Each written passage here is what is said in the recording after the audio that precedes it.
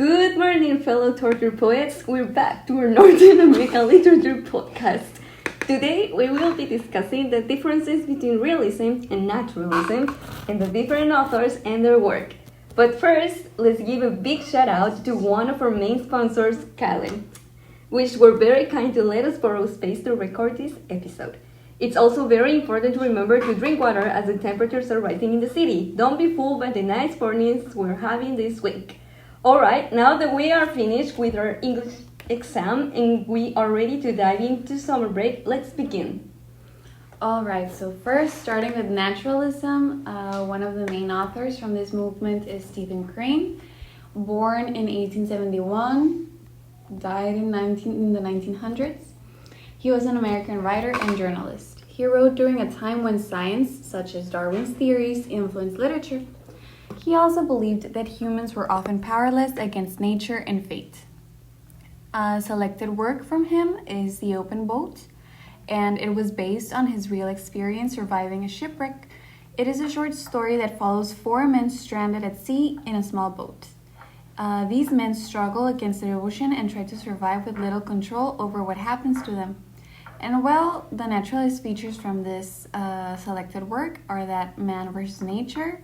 It's like a main theme on this book, and then it also has a focus on survival, instinct, and fate. And lastly, it has a pessimistic tone in which humans have limited power against the forces of nature. Also from Stephen Crane, I have that he is considered a key figure in the development of American naturalism and is best known for the Red Badge of Courage, that is 1895, and Maggie, A Girl from the Streets, that is 1893, that this novel it tells the tragic story of Margaret, well known as Maggie Johnson, that is a young woman from the poor slums of New York City, that she's driving from poverty, social neglect, and failed relationship. She is pushed to working on the street, and this novella explores the harsh realities of urban poverty and the impact of social conditions on individuals. Another author I would like to add to this naturalism movement is Kate Shortland. She was born in 1850 and she is best known for The Awakening, a novel that dives deep into emotional and psychological struggles. And another naturalism author is Jack London. He born in January 12, 1876 in San Francisco, California. And Jack London was an American writer, journalist, and social activist. He is best known for adventure stories set in the wild, such as The Call of the Wild, White Fang, and To Build a Fire, that is a very interesting story. And he came from a poor background, worked various jobs from a young age, and was largely self-educated. Well, I got Theodore Dreiser, born in 1871 and died in 1945. Theodore Dreiser was a prominent American novelist known for his naturalist style. He played a key role in a literary movement that shifted away from the Victorian values to depict real-life issues. His works often address the social challenges emerging in a quickly industrializing America.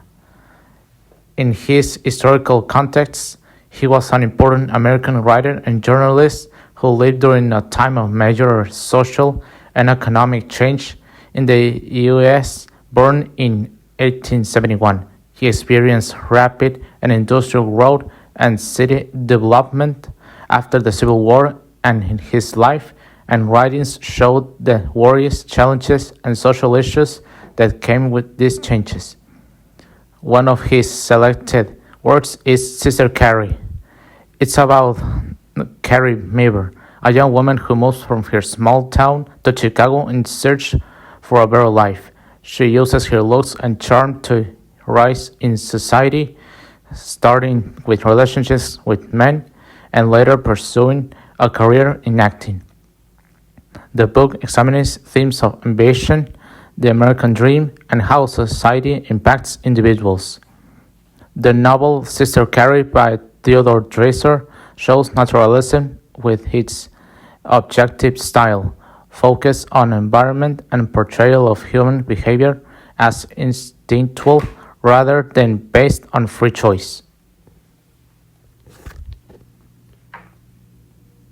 Another author from the naturalist movement is Émile Zola, born in 1840 and died in 1902. He was a French writer and one of the leaders of the naturalist movement. He believed that literature should be scientific and show how environment, heredity, and social conditions affect people.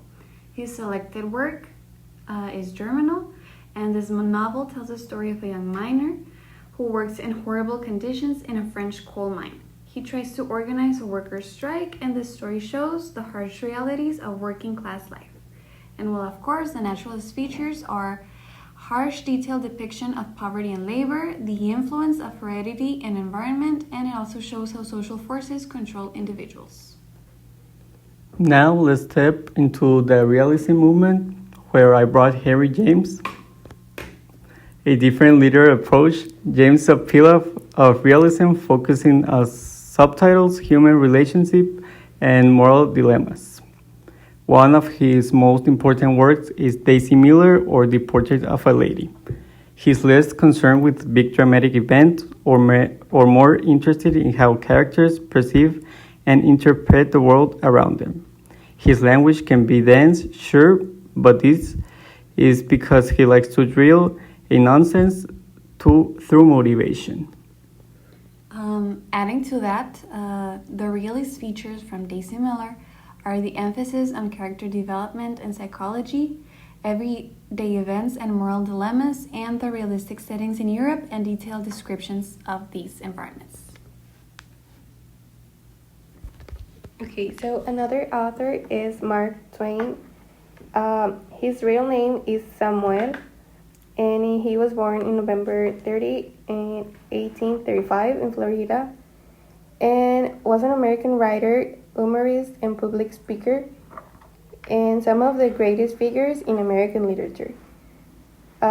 He grew up in Missouri, a town on the Mississippi River that inspired the setting for many of stories, including The Adventure of Tom Sawyer and The Adventure of Huckleberry Finn. Another work of Mark Twain is The Adventures of Tom Sawyer, set in the fictional town of St. Petersburg along with the Mississippi River.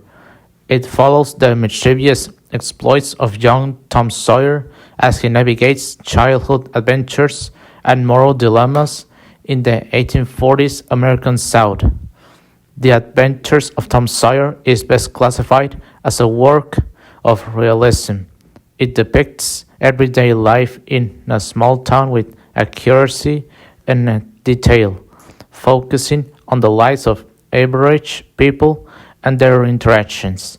While it may be not considered naturalistic in the strict sense, it does feature elements of realism. Also adding, lastly, to the Adventures of Huckleberry Finn, the realist features from this work are the focus on everyday life and ordinary characters, the regional dialect and realistic speech, and the criticism of society, especially slavery and racism.